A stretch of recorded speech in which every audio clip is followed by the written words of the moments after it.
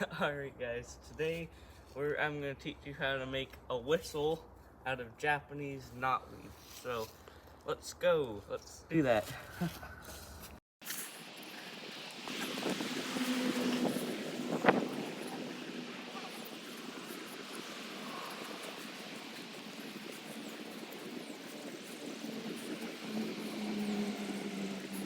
So here we have the Japanese knotweed. So I'm going to climb down now and get a trunk of it.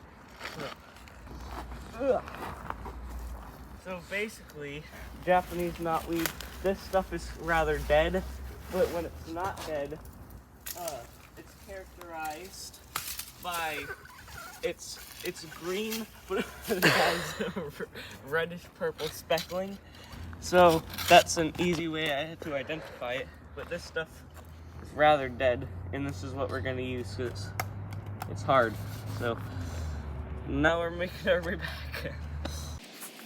So basically, to make this, so see here, it's segmented, and each one of these segments is closed off completely. There's a disc in there that completely cuts it off.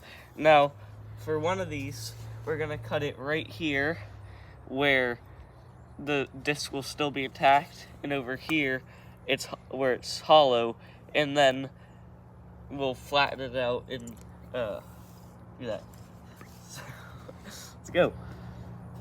So basically, to carve this, we're gonna slowly take away pieces just to make it a bit more weak, and then we'll be able to snap it off and make it a cleaner cut.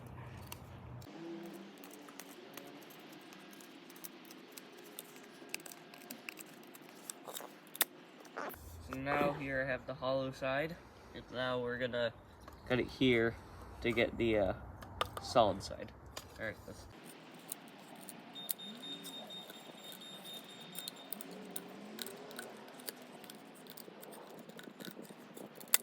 So now we're just gonna flatten out this side by grinding it on a rock. So let's do that.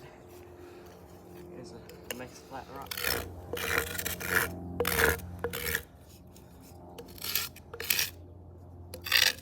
Alright, now that's all flattened out, to play it, just like the hand whistle, you want to make a small triangle like that and just blow in the knuckles.